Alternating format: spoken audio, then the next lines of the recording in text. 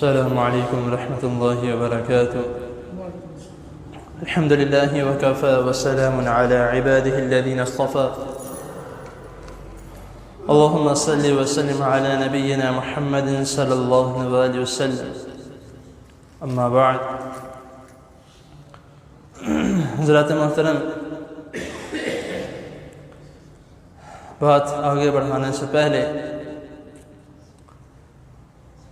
استاد محترم محمد سلیم راؤ صاحب حفظ اللہ تعالی، ان کے متعلق خبر ملی ہے کہ وہ الحمدللہ پہلے سے کافی زیادہ بہتر ہے. تو انشاءاللہ تعالی اللہ تعالیٰ ان کو ایمان والی، صحت والی لمبی زندگی دیں. تو اللہ تعالیٰ کے فضل و کرم سے اگلے جمعے وہ انشاءاللہ تعالیٰ اللہ تعالیٰ کے کرم سے وہ آپ کے سامنے حاضر ضرور ہوں گے. تو باقی بھی جتنے بیمار ہیں ان کے لیے بھی دعا کرے اللہ تعالیٰ سب کو صحت کاملہ عاجلہ عطا فرمائے. آج کا جو ہمارا سبق ہے انشاءاللہ تعالیٰ زیادہ لمبی بات نہیں کروں گا، صرف اور صرف ایک حدیث اور اس کی 5 باتیں آپ کے سامنے میں بیان کرنے لگا ہوں. امید ہے کہ انشاءاللہ تعالیٰ آپ توجہ سے سماعت فرمائیں گے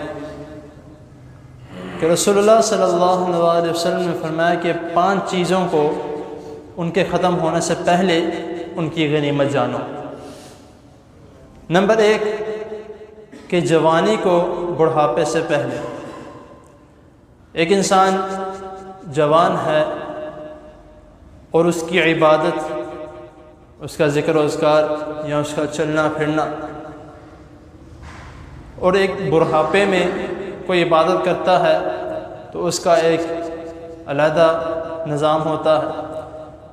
کیونکہ کئی مرتبہ اس طرح ہوتا ہے، ایک تو ایسے بڑھاپے سے اللہ تعالیٰ سے دعا مانگنی چاہیے جس میں محتاجی نہ ہو کسی کی، صرف اللہ تعالیٰ کی محتاجی ہو.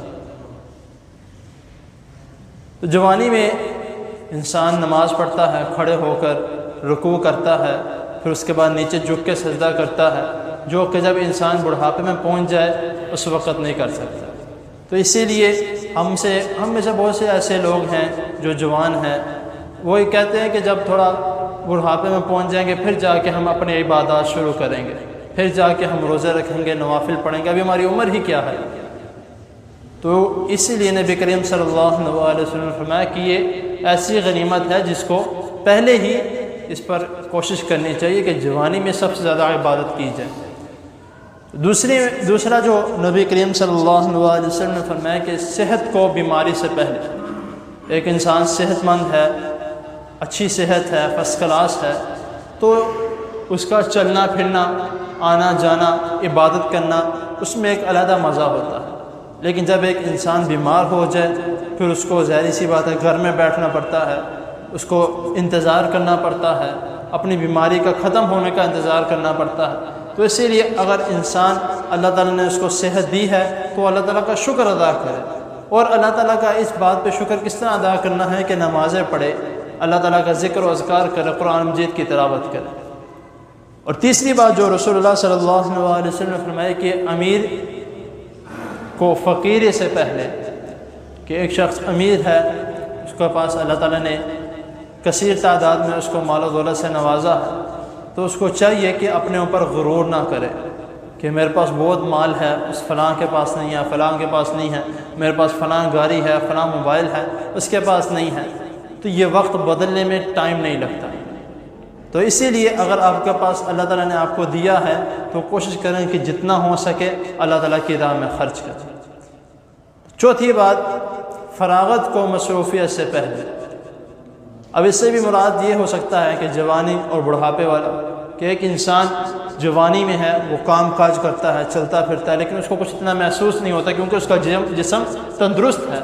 تو لیکن جب وہ تھوڑا بڑھاپے میں پہنچ جاتا ہے تو ظاہری سی بات ہے وہ اتنا کام کاج نہیں کر سکتا، پھر فارغ بیٹھا رہتا ہے یا ویسے ہی اپنے گھر میں لیٹا رہتا ہے.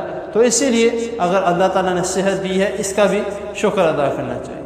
اور جو آخری چیز، 5ویں چیز جو ہے وہ زندگی کو موت سے پہلے. ایک انسان اللہ تعالیٰ نے اس کو زندگی دی ہے، ایک پل کا پتہ نہیں ہے کہ کس وقت کیا ہو جائے.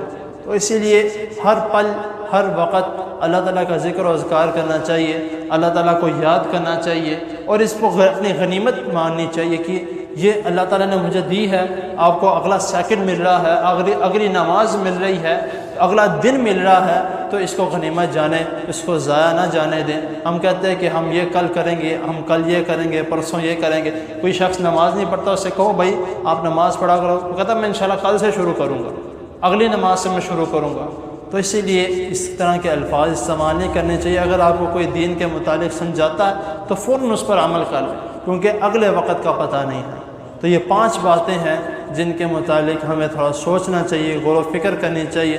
اللہ تعالیٰ کے حضور دعا ہے اللہ تعالیٰ ہمیں ان باتوں پر عمل کرنے کی اور ان کو سمجھنے کی توفیق عطا فرمائے۔ جزاکم اللہ۔